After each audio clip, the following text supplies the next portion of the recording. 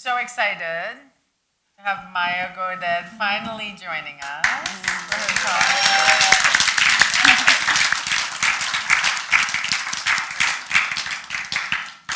Oh, thank you. Yeah, Maggie, thank you. Oh, brilliant. And I am also so grateful to have Sarah Jimenez from Clear Voice Translators joining us again. So if you were here for the opening or for Maya's film, you know that I'm going to talk, Sarah will translate.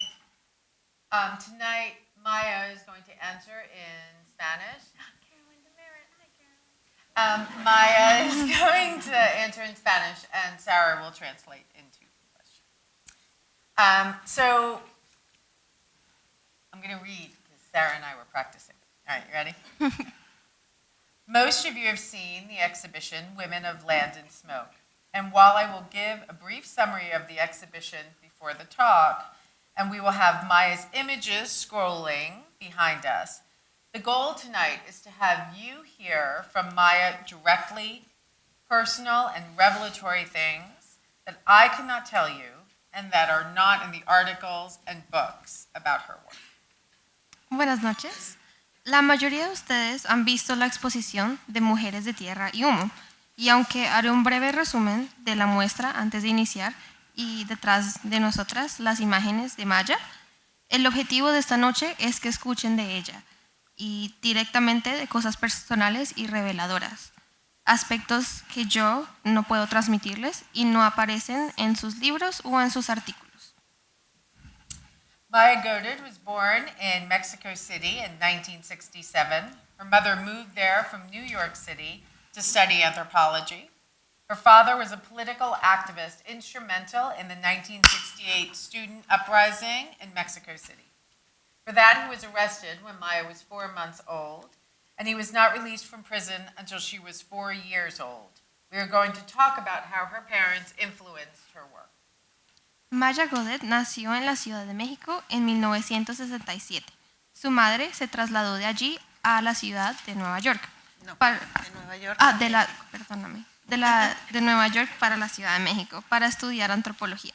Su padre fue activista y una figura clave en el movimiento estudiantil de 1968 en México. Por su participación, él fue arrestado cuando Maya tenía solo 4 meses y estuvo ahí hasta que ella tuvo 4 años. Esta noche hablaremos de cómo sus padres influyeron en su trabajo. Maya started university as a filmmaker, but Graciela Iturbide, who would become her lifelong friend and mentor, encouraged her to try photography, beginning a 3 decades-long career that would explore those formats and many others. Maya Godet is many things: a photographer, filmmaker, writer, activist, and for the last 3 years, she has been training to become a Gestalt therapist. She is also a mother, daughter, wife, seeker, and perceptive friend. Maya comenzó sus estudios universitarios en cine, pero fue Gabriela Iturbide quien se convertiría en una amiga y su mentora de por vida, quien la animó a empezar la fotografía, dando inicio a una carrera que duraría más de 3 décadas, que ha explorado ese y muchos otros formatos. Maya Godet es muchas cosas: fotógrafa, cineasta, escritora, activista, y desde hace 3 años también se forma como terapeuta Gestalt. Es además madre, hija, buscadora y amiga profundamente perceptiva. Her photography began in the steps of her anthropologist mother and developed into her own path, with each photography series leading to a new exploration into humanity and its relationship to the world. Su práctica fotográfica comenzó siguiendo los pasos de su madre antropóloga y evolucionó hacia un camino propio, en el que cada serie fotográfica la llevó a una nueva exploración de la humanidad y su relación con el mundo. She started with the series Tierra Negra, shot in Costa Chica in the state of Guerrero, a place she knew about through her father and uncle. Like many ignored communities in the world, Maya found a community of women undergoing sexual violence and trauma, As a result, many of the women were forced into sex work. This led to Maya's 2 decades-long documentation of the unusually intimate, intensely connected, and supportive world of prostitution, resulting in the series, books, and the film La Plata de la Soledad. Inició con la serie Tierra Negra, fotografiada en la Costa Chica de Guerrero, un lugar que conocía por relatos de su padre y su tío. Como en muchas comunidades ignoradas en el mundo, Maya encontró allí un grupo de mujeres que sufrían de violencia sexual y trauma. Muchas de ellas fueron forzadas al trabajo sexual. Esto dio pie a 2 décadas de documentación de un mundo de prostitución inusualmente íntimo, profundamente conectado y solidario, que culminó en la serie, los libros y la película La Plaza de la Soledad. The missing women she discovered during that series led to the next one that disappeared, a project Maya stopped after 2 years because of the heartbreak and trauma it was causing her, working with mothers, daughters, friends, aunts, neighbors, searching for their missing women who were increasingly never found, or worse, found after horrifying murders. Durante esa investigación descubrió casos de mujeres desaparecidas, lo que la llevó a desarrollar el proyecto Las Desaparecidas, que abandonó tras 2 años por el dolor y el trauma que le provocaba. Trabajaba con madres, hijas, amigas, tías y vecinas que buscaban a sus mujeres desaparecidas, muchas de las cuales jamás fueron encontradas o eran bajo circunstancias atroces. To recover from this experience, Maya spent the last decades exploring healing traditions throughout the Americas, a combination of Eastern, Western, and indigenous practices that have taken her from mountaintops to sunken mineral springs. This work has led her to documenting the land on which and with which these healers work, land that is increasingly poisoned by industrial waste, corporate mining, and nuclear testing. Maya started with a vast network of women who caring for their communities and is now, who are caring for their communities and are now exploring how that care and attention is turning to healing the earth. Para sanar de esa experiencia, Maya ha dedicado la última década a explorar tradiciones de sanación a lo largo de las Américas. Una fusión de prácticas orientales, occidentales e indígenas que la han llevado desde las cimas de la montaña hasta manantiales minerales. Este trabajo la condujo a documentar la tierra sobre la cual y con la cual trabajan estas sanadoras. Territorios cada vez más concentrados por desechos industriales, minería corporativa y pruebas nucleares. Maya comenzó enfocándose en una vasta red de mujeres dedicadas al cuidado de sus comunidades y hoy explora cómo ese cuidado se ha volcado hacia la sanación de la tierra misma. Over her career, Maya's work has been recognized internationally with the most significant prizes in photography. She's been awarded the Prince Claus Fund and the World Press Photo Award from Amsterdam, the Medalla al Mérito Fotográfico in Mexico, the Photo Press O1 de Fundación La Caixa in Spain, a Eugene Smith and Guggenheim Fellowship in the U.S., and most significantly, a National Geographic Storytelling Fellowship. I mean,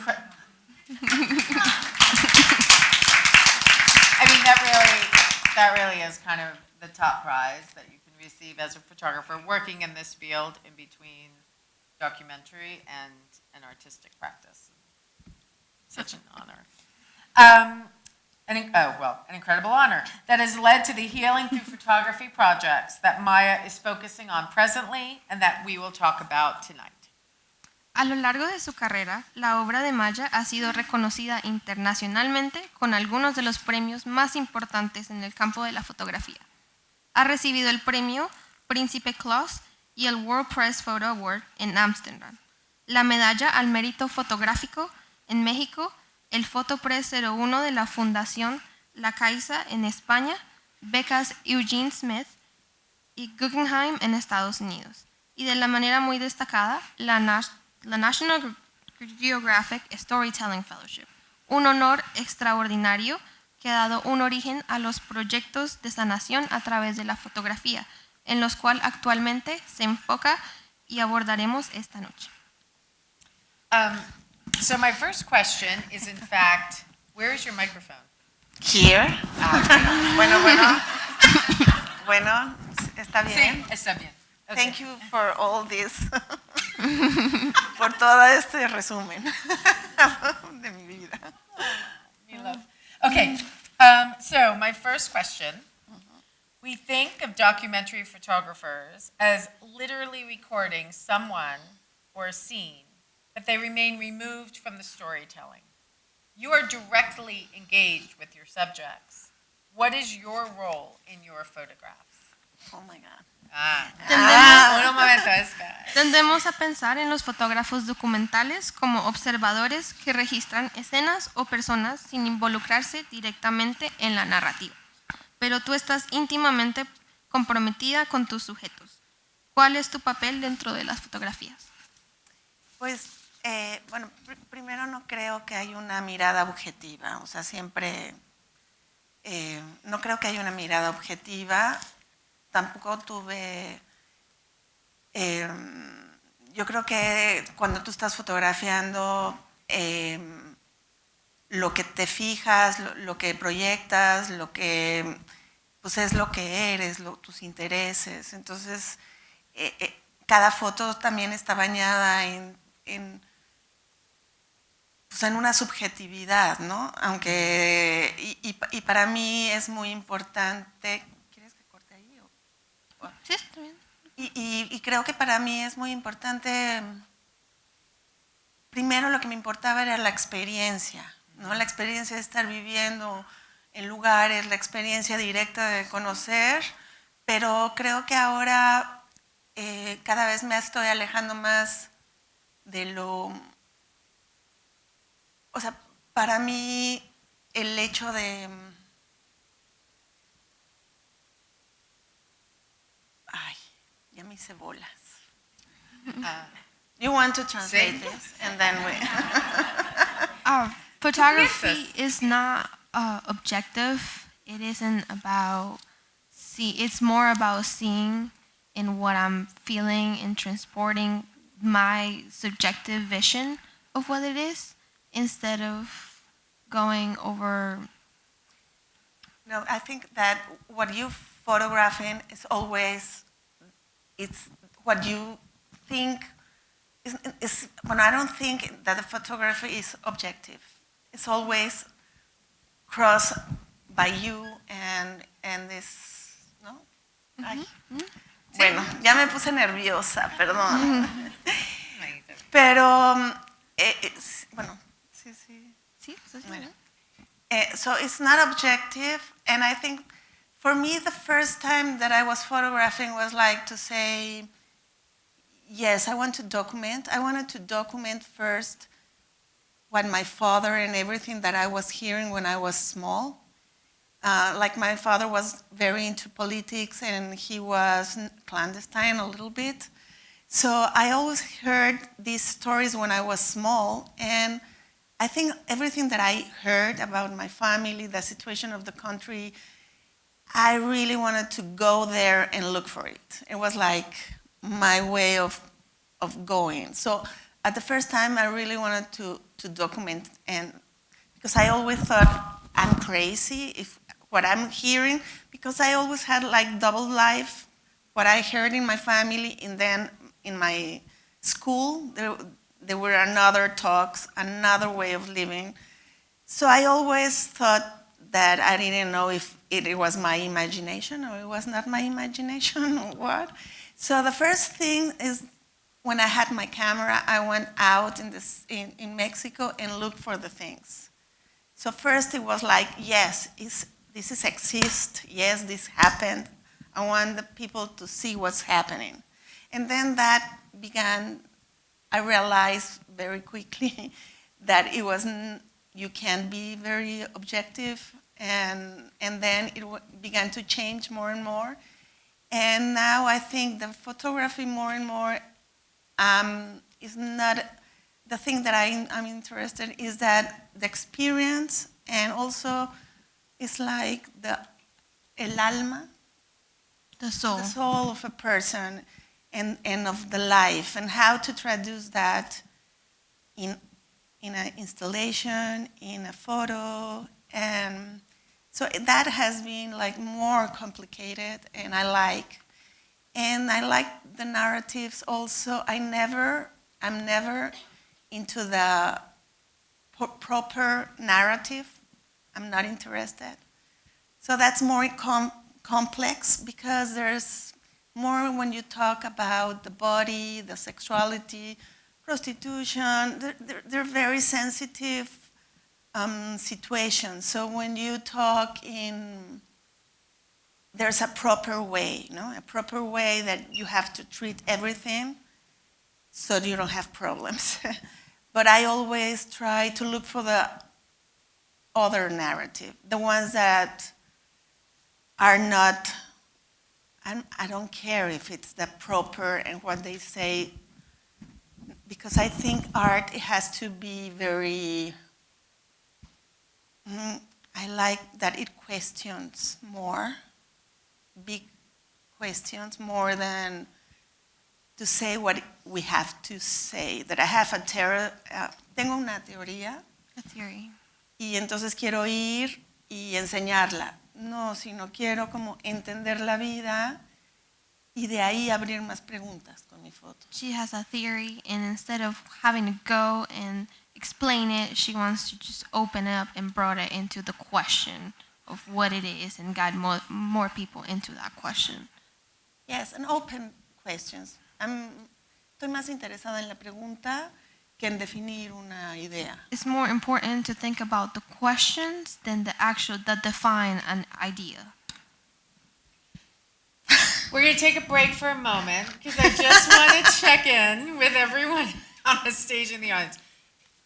So this will work out fine. Maya can go back and forth, and you're fine, like jumping in and either doing sketches. Yeah. Is everyone in the audience okay with this format? This is the first time we're doing this, to be honest. A Q&A that is also with the translator. So everyone's okay with how we're doing this? We should flow and go back. Okay, great. Yes. Thank you. And Muchas I'm gracias. not attached to the narrative. I'm looking for new narrative all the time. So Jen said this way, and I'm like doing other ways. We're fluid. It's all fluid. Totally fine. So how, to that point, so it's been 30 years now, plus, Oh that my you've God. been photographing. Yes. So did you start off knowing that you were going to be very transparent about your relationship to the subjects? Or did you think you would go in like your mother from an anthropological point of view, which is supposed to be gathering facts, much more objective, right?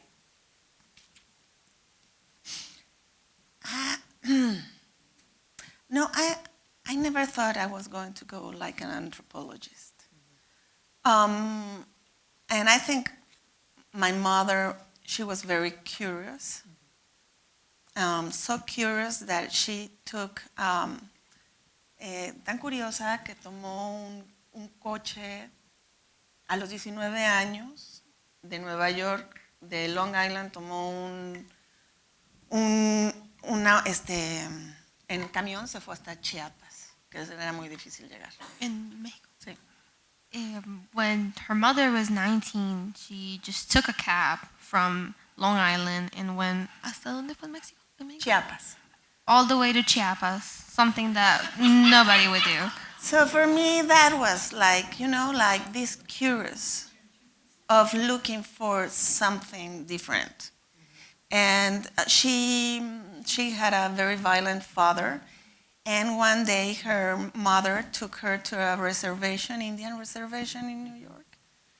And that changed her life. And she said, oh, this is a different way of, there exists more than my little village, a big, huge way of thinking. So that's why she decided to study anthropology. So in my house, there was always like discussion about social things, politics. I grew up on this. So I think sometimes in your life you make like a commitment, silent commitment, very unconscious, and it's what you begin to do in your life. So it was like very unconscious that I went for social things.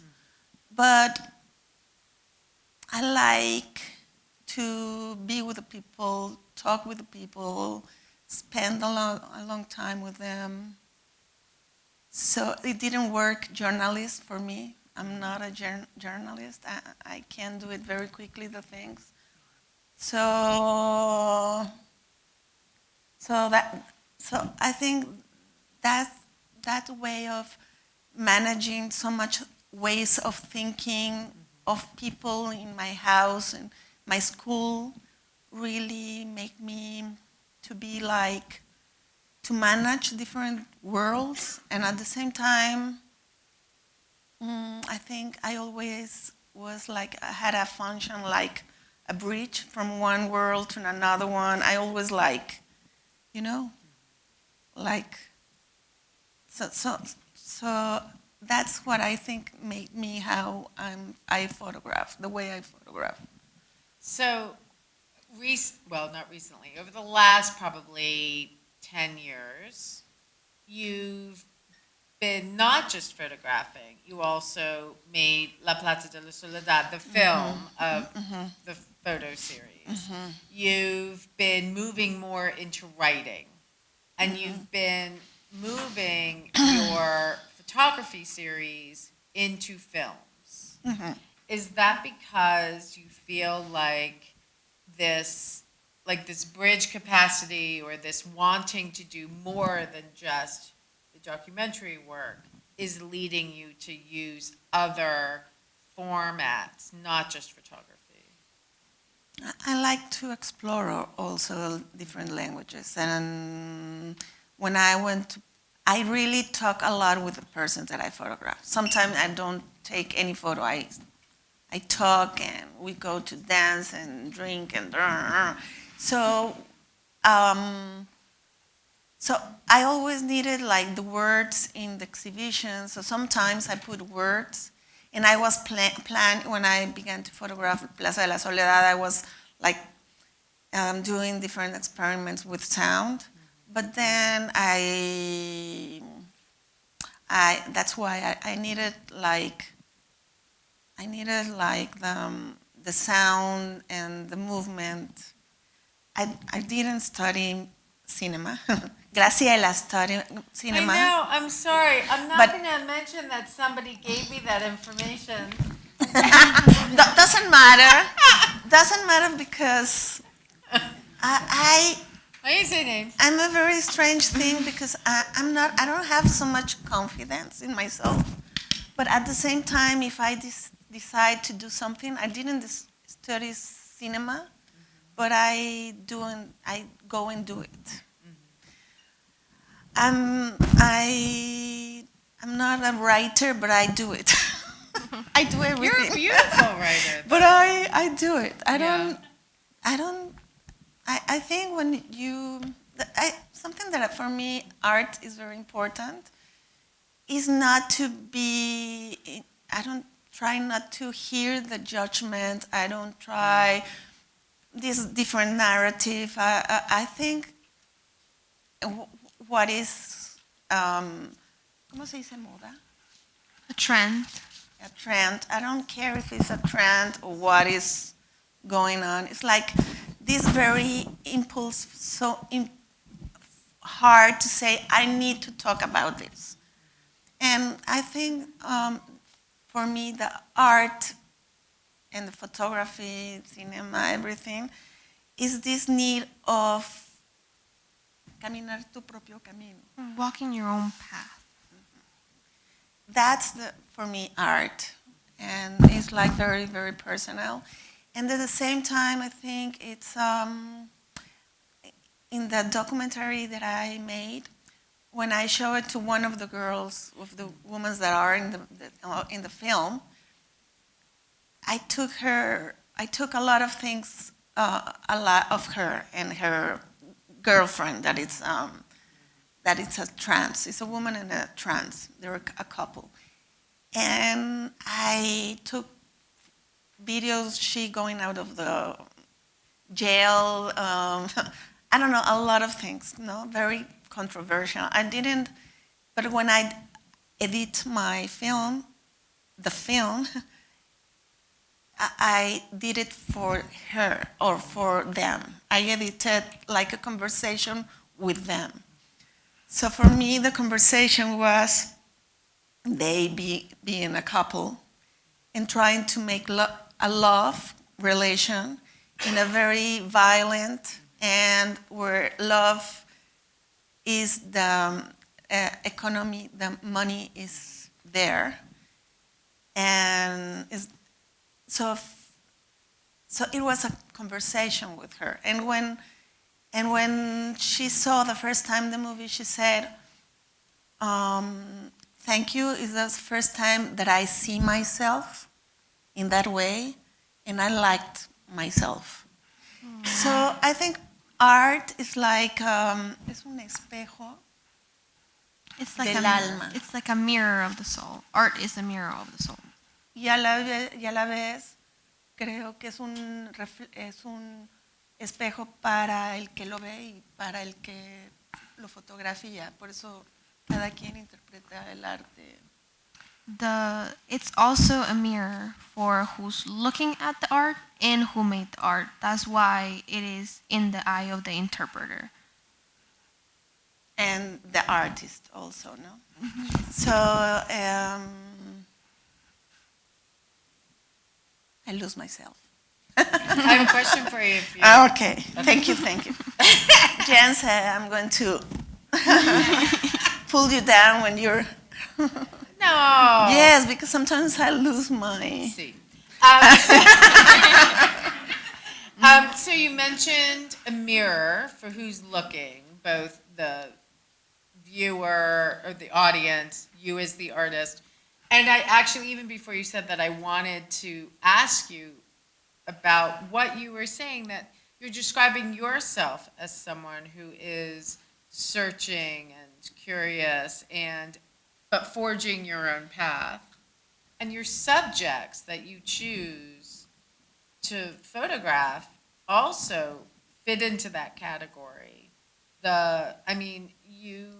You've shown us all to look at sex workers in a very different way that's so empathetic and so identifiable, right? Like people who are doing, beautiful photograph, people who are working at these jobs because they need to, because they are with people they love, whether it's some of their customers or the other sex workers who are with them, their coworkers.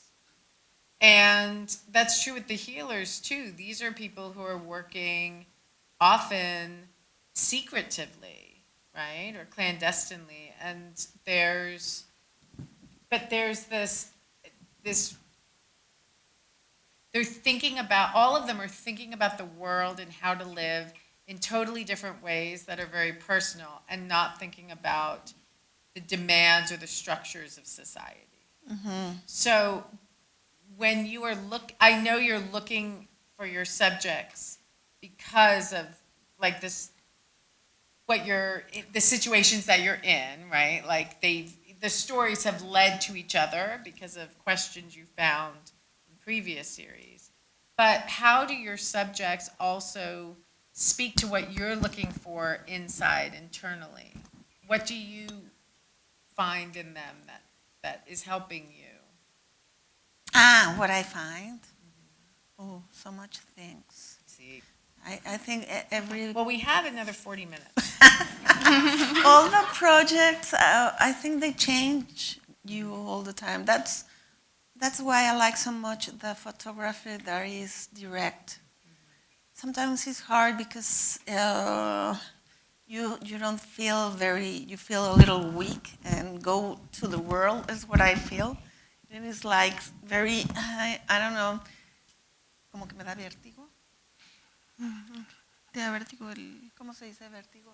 Vertigo. Vertigo. It's like, but Fragile. fragile? Yeah, sometimes, because it's to get into the world. But for me, the photo is like a way of living and to submerge in life and like pull little things and to understand and to look here and here, no? But you were saying, came me back. So the mirror, you were talking about the mirror so this that person the really, subjects are for you. How are the subjects a mirror for you? yes, because I think it's supposed the women that I'm looking for, they live in this march of what is good and bad again. No, I like those things. I like to question the good and bad. I don't like that so much. And so it's supposed to be not strong women, but they're very strong.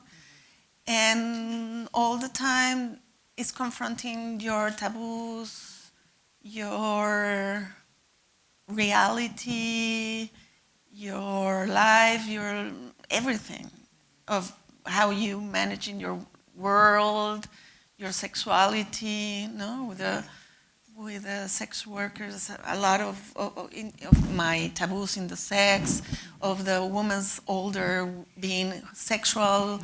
Tell that story about, because I've told it sometimes, but not that much. The story about Juanita, the Sí. older woman. Yeah, can you talk about Juanita and her? What I like of reality is because it's much more always than what you can imagine. It's like life is, it's incredible. So I had all these ideas first.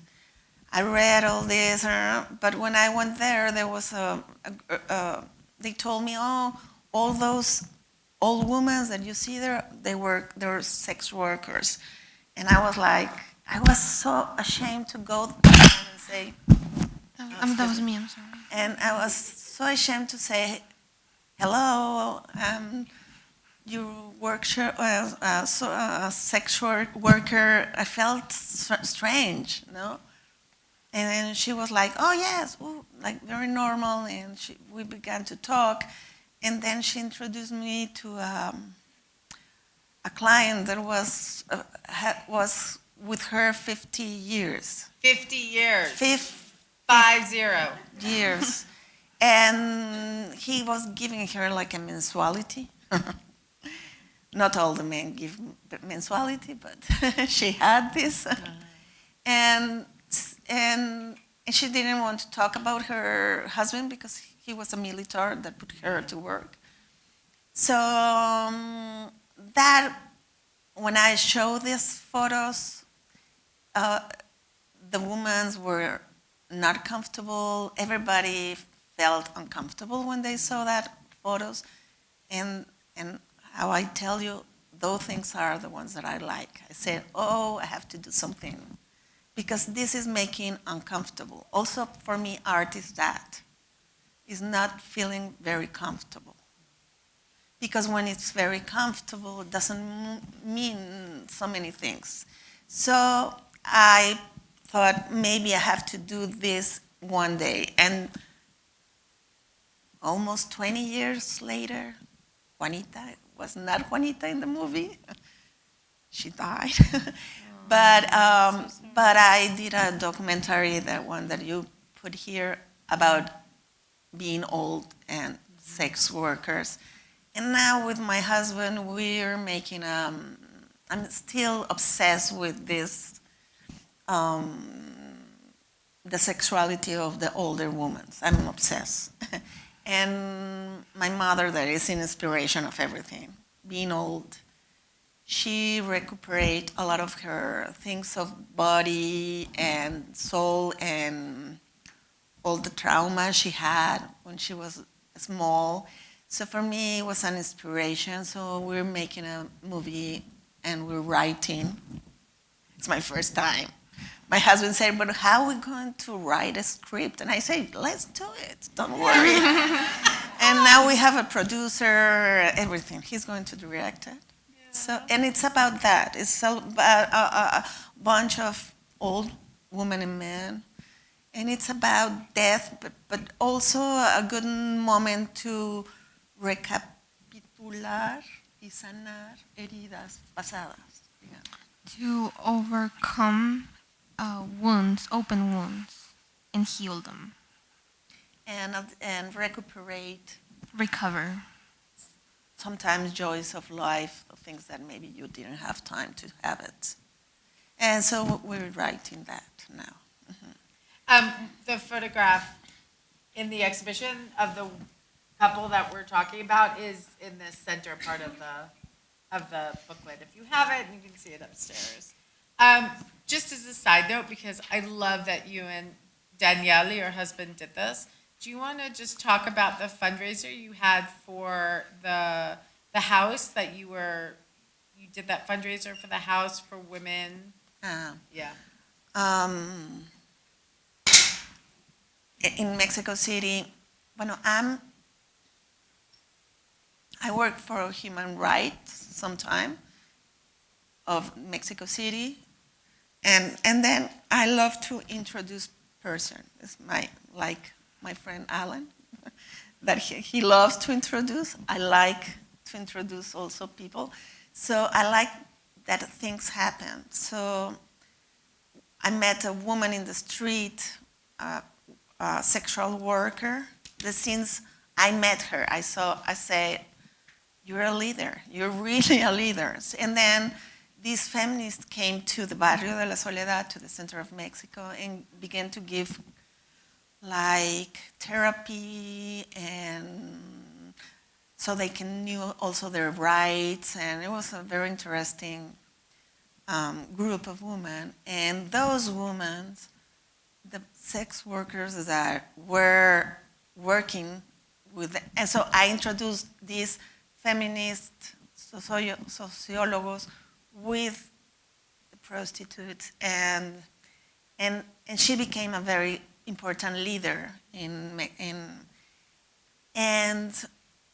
then I introduced her to an actress that has a lot of power in Mexico, a lot of money, well, a lot of power with politics and Fundraising capabilities.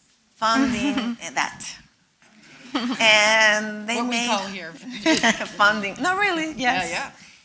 And they opened. It was the idea of my friend, the prostitute, to open. It was her idea. Now in this history, they took her out, but it's her idea. She wanted a place where the old women prostitutes could live, because they make a lot of money, they raise money for the children, they send them to school, all their husbands, everything, but when they get old and they don't make so much money, everybody are ashamed of them and they leave them.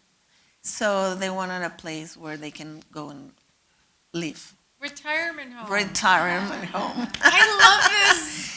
Oh and it became so popular. It comes photographer, journalists of all over the world to see that house that is in the center of Mexico. Mm-hmm.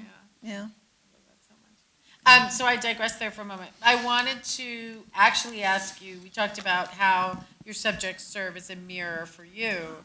Do you think about, because you mentioned a mirror for the audience, do you think about the people who are going to see your photographs? Do you think about how they might respond to the images? Because you talked about a mirror, the photographs being a mirror for them, about wanting people to see the work and ask questions, to lean into that uncomfortable feeling when you're confronting something that isn't expected. When I photograph, no, because if not, it's going to stop me to photograph a lot of things, no? So if I have like, oh, I have to show this, but this no, doesn't work for me. So, but when I'm editing, like the video installation that you saw, that I really thought about it, how to involve the persons and how the voice was going to involve, and yes, and and how the images were in the space, and yeah. Maya's talking about her installation, El Rastro de la Serpiente. We had it at the Uptown Mint in the 5th floor from November until February. Was anyone able to see it? Anyone here able to see it?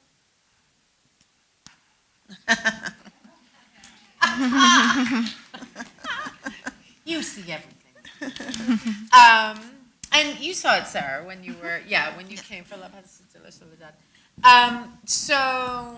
Well, I hope we get to show it again. It was so incredible. Maybe we can work that out. It is an incredibly moving, beautiful film. I think we have a piece of it. Is Bueno, Andrew in there? it's difficult to show because Andrew is not there. Is he there? So we can't Yes, show. he is. Look, he just moved his head. Hello.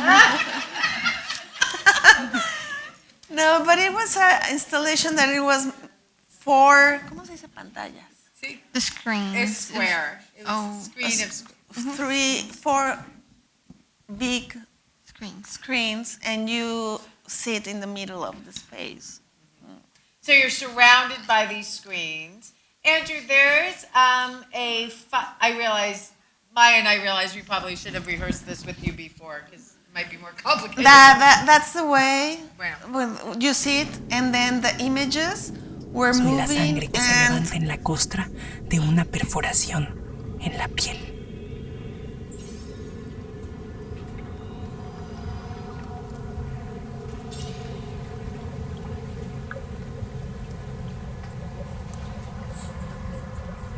it's a little to show, but it's difficult.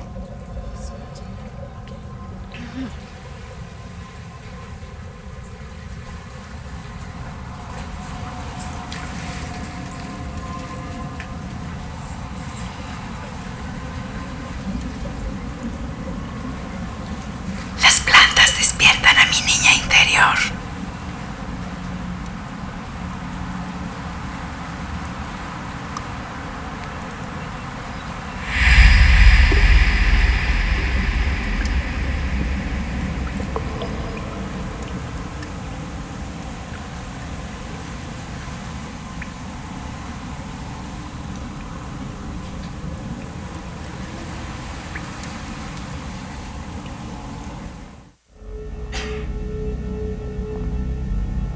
Soy hierro, soy aluminio, cobre, magnesio, zinc, titanio, plata. Soy oro.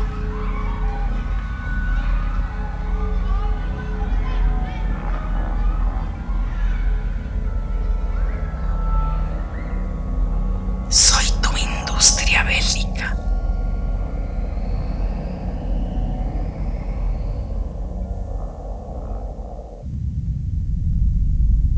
Soy la tierra que entra y sale del reino de la muerte.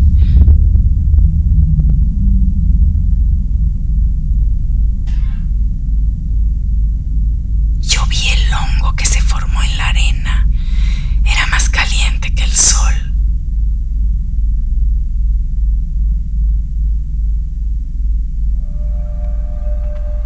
Soy testigo de la lluvia que cayó por días. Lluvia tóxica. Cayó en la gente, en los animales que se comían.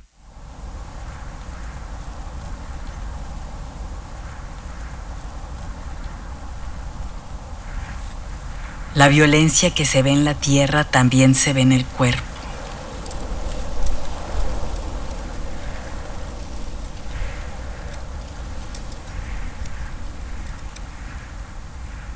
Recorro las montañas quebradas.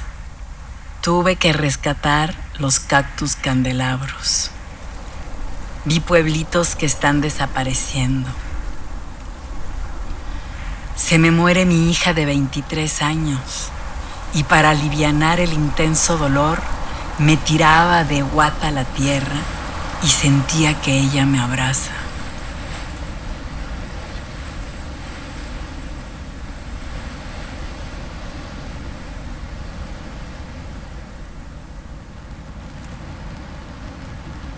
Es mujer que cura, que canta en mazateco, quien recuperó mi espíritu platicando con la mujer montaña.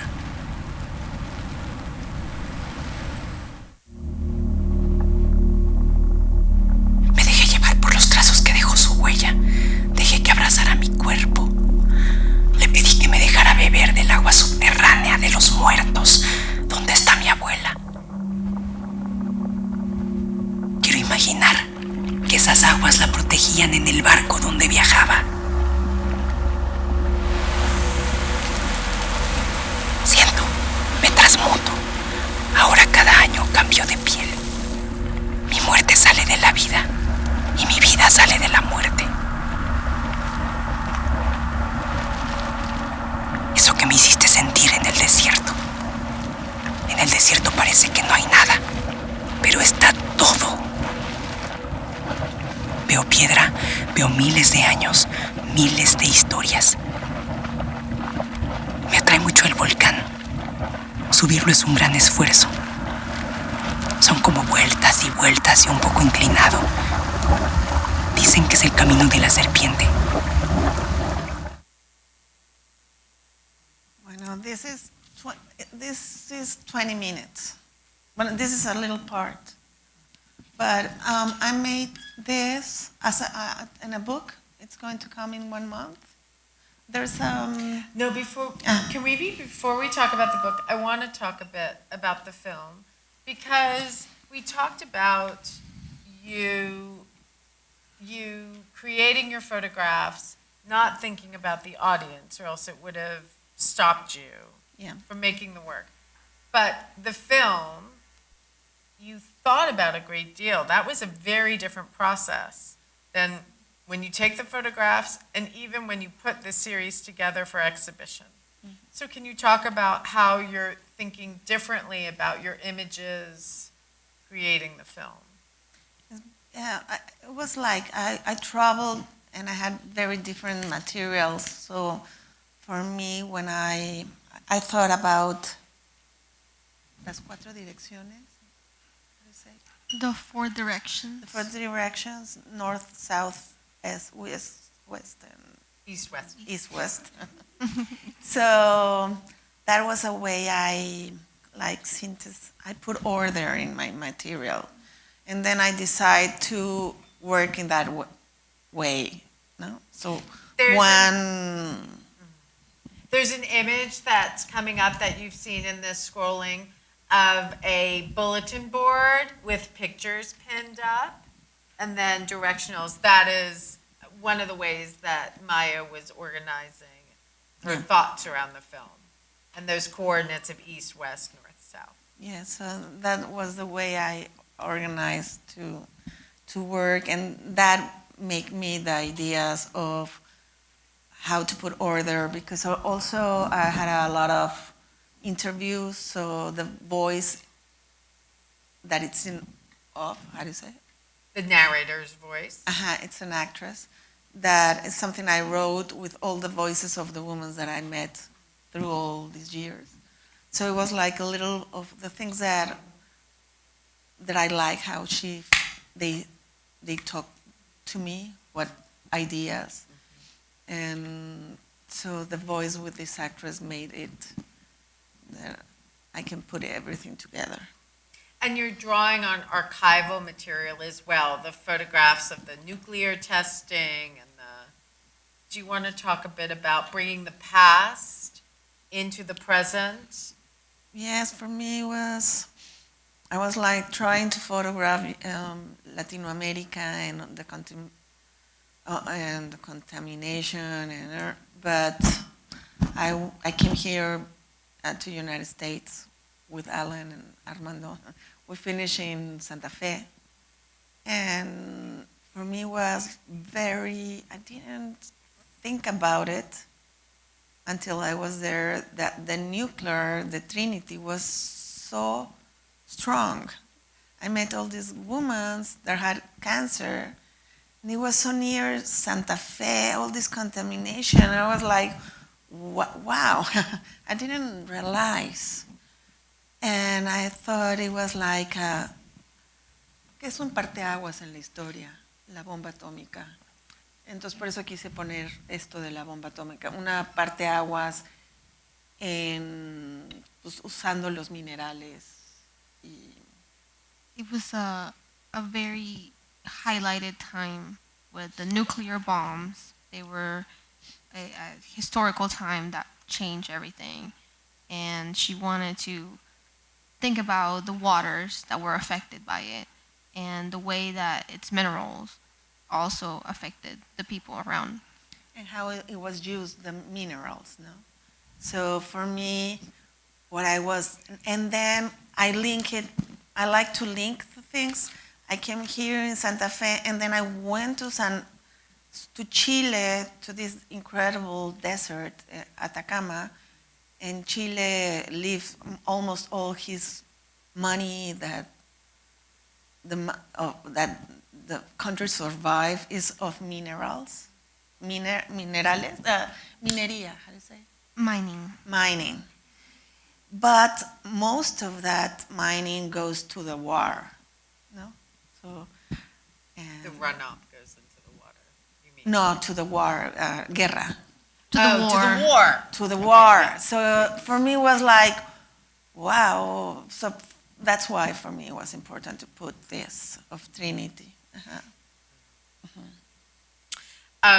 So that film, El rastro de la serpiente, was a moment when you started thinking about your work in this broader sense. So it's the past coming up to the present, but also all of the work that you had been doing, how it's all kind of coming together into this one story. Yes, it began because I was a little, really was like affecting me, all this violence toward women, and there's no justice in Mexico, so it was like, so also I work with chamanes and brujas, witches. Shamans and witches. Shamans, but also I did something about witches, that it's a zone of Mexico, that they fly. They're very famous because they fly. You can see them in the sky, and it's more like Spanish way of healing and with shamans. But so for me it was like so sad, and I began to walk with people looking for miracles, looking for witches, looking for shamans. And for me it was very revealed that There's looking for Germans is what's coming up on the subtitles. And what's that? What are these? These are subtitles, so for people who are hard of hearing, the subtitles come up. Oh my God! This is a constant problem because, as you can see, like we'll be talking about something very sensitive, and the audience will start laughing because they're reading the subtitles because it mistranslated, and then we have this moment where we break this very serious conversation. We haven't perfected the system yet. Believe me. Okay. Yeah. Okay. During Whitfield Lavelle, there was an intense moment about a racist incident, and the audience started laughing, and it was because it was translating it. Yeah, we're figuring this out. Okay. Sorry. Don't worry. Okay, so people are looking for shamans, for witches, for ways to heal themselves. Yes, and so for me it was like more and more I wanted to learn, and I want to learn to heal in Oaxaca, in the mountains. But also in Mexico, they're always finding these places where there's a lot of corpse, don't identify, horrible. And there was, I knew that there was going to go some shamans. First the police, the families, and then the shamans to heal all these souls of these persons that stay in the earth, and to give them calm into the souls. And for me, that was so important, thinking not only justice, but also this way of healing. No? So I decided to look more about that and to how, and I read a lot of Colombia. There's a lot of things going on of that.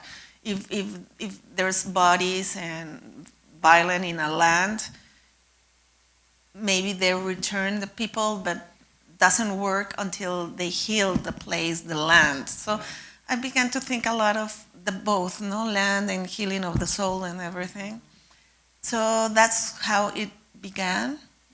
I began in like formal, because I began to study things, but then to look for it in 2018. And then it was like very interesting to understand that. And at the same time, one shaman in Chile told me, you have to understand the land first and then take the photos. And I didn't do that. I took the photos and I lost all my photos, my first trip, all. And I was like, okay, I'm going. Listen to the shamans. And to the land, and because it was so hard, the minerals that destroy my cameras. And so it has been, so from that moment I decided that I was going to do this work, and the book that I'm doing that is the same, the rust, ¿cómo se dice? El rastro de la serpiente. The Trail of the Serpent. Trail of the Serpent is the name of my new book. And so I thought it was, bring me down. Yeah. Okay. What was the last thing bueno. Now you're doing the book. Yes, so that thing of, so I decided to work what this mystery that I was trying to understand was showing me. So I didn't care much about what photos I was taking. Some of the book and this thing are photos that people gave me. It's the first time I put my story inside of a book, also in the video a little bit. And I lost the photos, and that's it. Yes, and also the videos, some are mine, some are people I met, and they say, I give you, people that work in the mines, and say, I'm going to give you my work so you can do this. So it was like another way of losing control, giving my soul to the mystery. Yeah. Yes, so it has been nice. The book is an incredible project. I'm going to ask. Get ready, Andrew. We're gonna show the video of the book in a moment, but I just it's not. I think they didn't send me. There's only photos, but are in the video. In the video, where the videos are in this. That's the cover. The cover. And the next one is the other side, but it's a box. Es una caja donde adentro hay un libro, que son mis fotos y mis textos, y el otro es de la editora y otros textos que acompañan el libro. Is there another image, Andrew? Great. Okay. She was saying it's a box. So in the box, it's got all of her pictures that she took, and then on the other side, it's all of the editorials and the text. So, should we click through it? Yes. Yes. Thank you. There's 3 books, and so you can read it in different ways. It's made by hand. This is the dummy. It's not because it's in 1 month. It's going to come out. Great. Thank you. And also, I also put my story, why I photograph, why my dreams when I was small with serpents. That's why it's the name is? The The trail. trail of the The serpent. trail of the Serpent. serpent, because I dream with serpents since I was small. When I went to Santa Fe, a shaman, Navajo, I went with him, and he opened the door and gave me the skin of a snake, and he said, "Oh, this is for you. This is for you," and he gave me this of a snake, and all the women that I was working with, they always had this. The snake talks about all Latin America. It's very important for the healing, for the knowledge, And that's your father. and that's my father. That's my father. When they put him in jail, this is the photo of. ¿Cómo se dice cuando? Mugshot. So you can mix the stories. There's no narrative. And in the beginning, I talk about that I lost the control and I lost the narrative. In the beginning of the book, I explain. So here you go inside the book, and in a point, you can read it in so many ways. There's a narrative that I did, but you can. Inside, this is 2 books, and the black that you can see in the middle is another book, and so it's. So you can open on either side, interfold it. It's Maya really lets you choose the narrative, but also lose the narrative as the viewer. And when we were talking about the mirror for you and the mirror for the viewer, I feel like you're finally trying to turn the mirror from you to the viewer to experience your work and your life the way you do. This unfolding, this, like sharing the narrative with the viewer in a way that we haven't been able to before. Yes. Okay. Are there more images? Should I have Andrew? Yes, thank you, Andrew. This is my children. They're much older now. Oh, yes. Maya isn't, but the children have grown. But also it's like my mother comes from the United States, and I like this story and more in these moments that we're living. My mother left this land to go to Mexico. My grandmother left their land to go to Mexico. And I was working with all these women that are taking care of their land. So it was very strange in a way, It was, and one shaman, a healer, told me, "You lost your land. That's why you're looking all the time for the meaning of the land, and you're looking all the time. So maybe you have to go where your ancestors are, and there you're going to have the response." I don't know, maybe that's the next book. You haven't gone to Italy, though. But I went to Spain because part of my family are from Italy and part are from Spain. And I went to look for my ancestors, and I began something. I don't know. Well, I'm interested in the Italian. Because you're Sicilian. Should we keep clicking, or is that I think is the last one. Mira, Siciliano, because you were Siciliano. Yes. So the book comes out in a month. I am super excited for the book. And sorry, who said something? I hope so. We're still unclear how many are being made, and